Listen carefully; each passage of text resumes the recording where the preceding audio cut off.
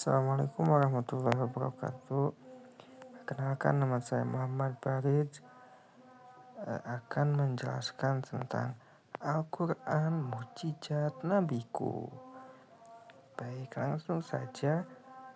Pengertian mukjizat secara etimologi, kata mukjizat terbentuk dari isim fa'il yang berasal dari kata ajaja yujiju ijajan mukjizan. Artinya kata ini berarti melemahkan atau mengalahkan lawan. Namun dalam perkembangan kata mukjizat juga digunakan untuk memberikan arti pada sesuatu yang hebat atau luar biasa. Mana Al-Qotan mendefinisikan mukjizat sebagai berikut.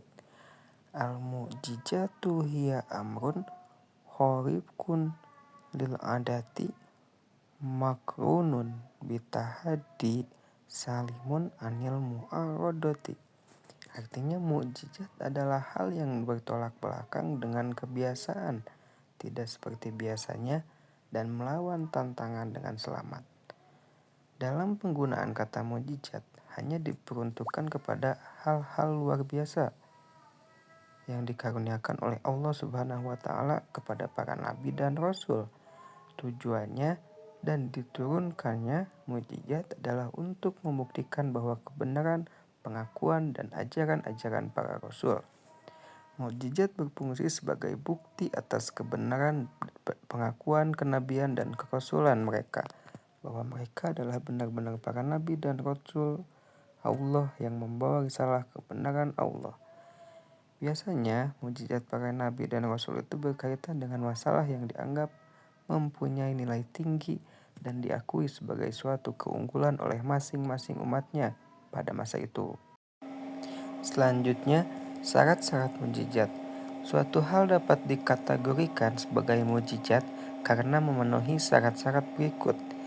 Yang pertama, sesuatu yang tidak sanggup dilakukan oleh siapapun selain Allah Subhanahu wa Ta'ala.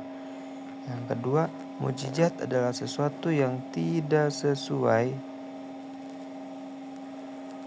dengan kebiasaan dan berlawanan dengan hukum Allah, hukum alam. Yang ketiga, mukjizat harus berupa hal yang dijadikan saksi oleh seseorang yang mengaku membawa risalah Allah sebagai bukti atas kebenaran pengakuannya. Yang keempat, mukjizat terjadi bertepatan dengan pengakuan Nabi dan penolakan suatu kaum atas pengakuan tersebut.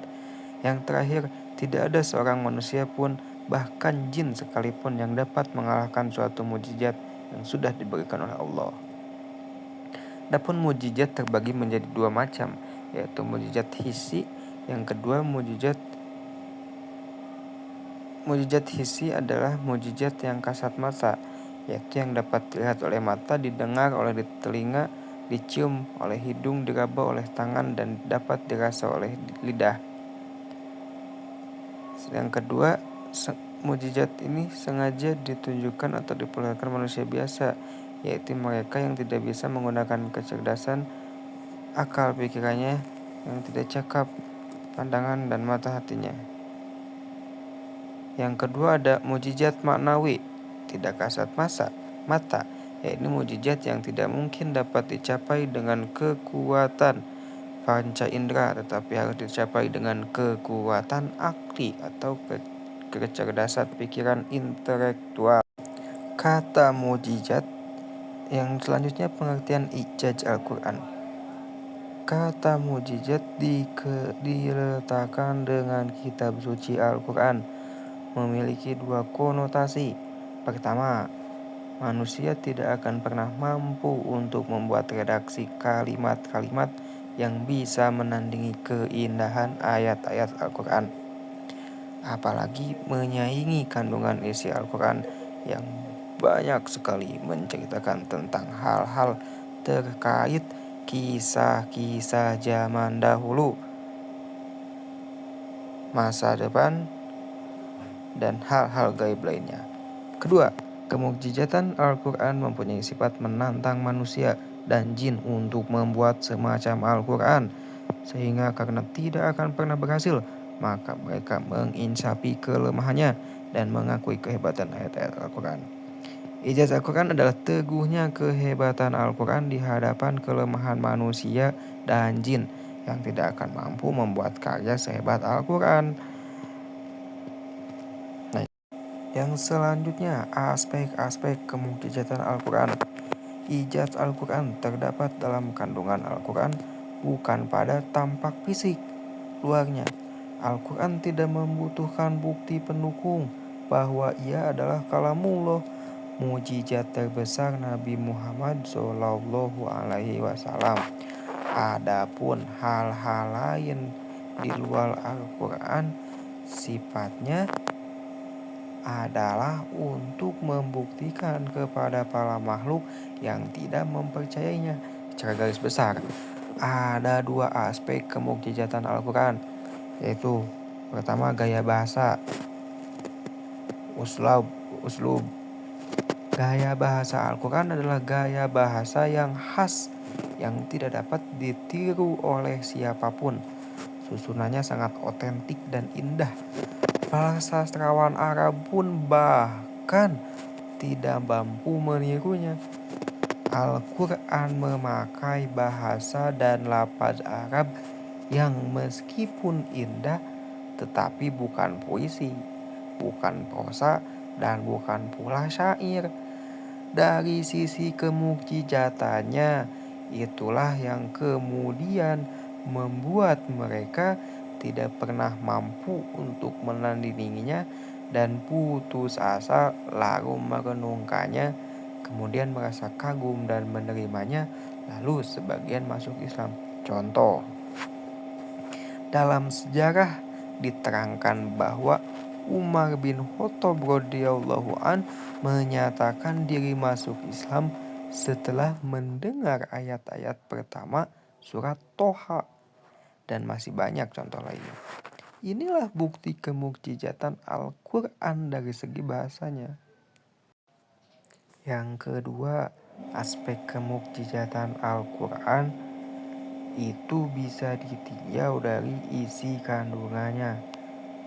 Nah, dilihat dari isi kandungannya, kemukjizatan Al-Quran diantara lain adalah yang pertama, Al-Quran mengungkapkan berita-berita yang bersifat gaib. Hal-hal yang bersifat gaib yang dalam Al-Quran dapat dipilah menjadi dua, yaitu pertama, berita tentang masa lalu, seperti kisah Nabi Adam alaihissalam, Nabi Nuh alaihissalam, Nabi Ibrahim alaihissalam, dan Nabi Ismail alaihissalam, dan Nabi Musa alaihissalam, dan kisah lain di masa lalu. Salah satu contoh lainnya sebagaimana diungkapkan dalam Quran surah Yunus ayat 92, A'udzubillahi minasyaitonirrajim, "Falyawma nunajjika bibadanika litakuna liman khalfaka ayah wa inna katsiran minan nasi an ayatina laghafilun."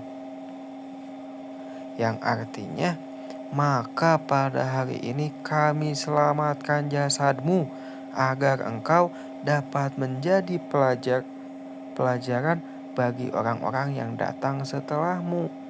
Tetapi kebanyakan manusia tidak mengindahkan tanda-tanda kekuasaan kami, kata Allah.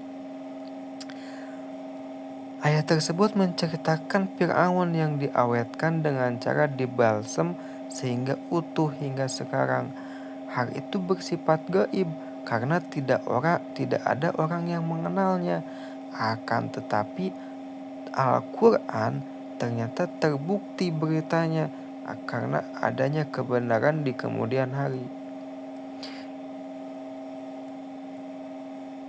Yang kedua, berita tentang peristiwa yang akan terjadi baik di dunia maupun di akhirat.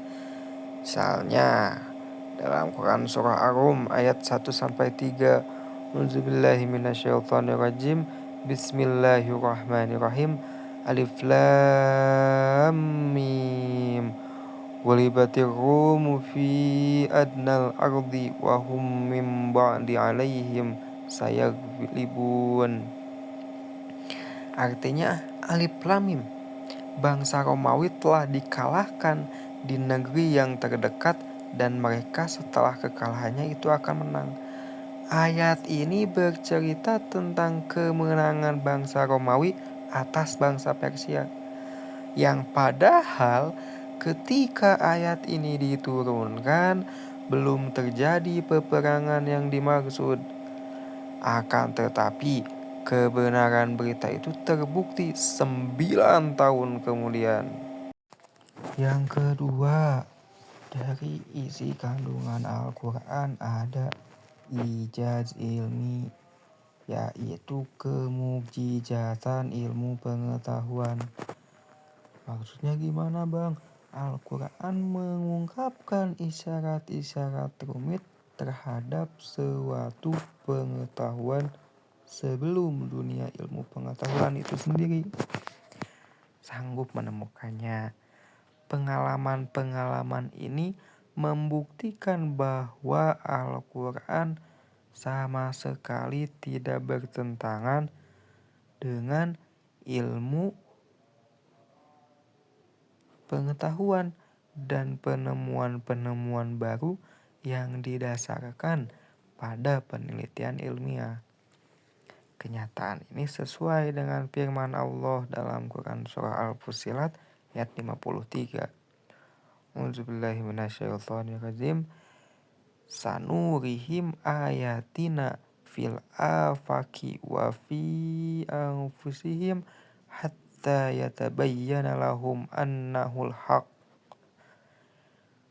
Awalam yakfi bi rabbika annahu ala kulli syai'in syahid, yang artinya kami akan memperlihatkan kepada mereka tanda-tanda kebesaran kami di segenap penjuru dan pada diri mereka sendiri, sehingga jelaslah bagi mereka bahwa Al-Quran itu adalah benar. Tidak cukupkah bagi kamu bahwa Tuhanmu menjadi saksi atas segala sesuatu? Baik, mungkin sekian yang dapat saya sampaikan. Pembelajaran kali ini semoga menjadi sebuah ilmu yang bermanfaat dan juga menjadi sebuah keberkahan terhadap diri kita masing-masing. Sebelum menutup pembelajaran, saya mendoakan kalian semua semoga menjadi pribadi yang lebih baik dan juga menjadi pribadi yang bermanfaat bagi nusa dan bangsa. Terima kasih atas segala perhatiannya. Wassalamualaikum warahmatullahi wabarakatuh.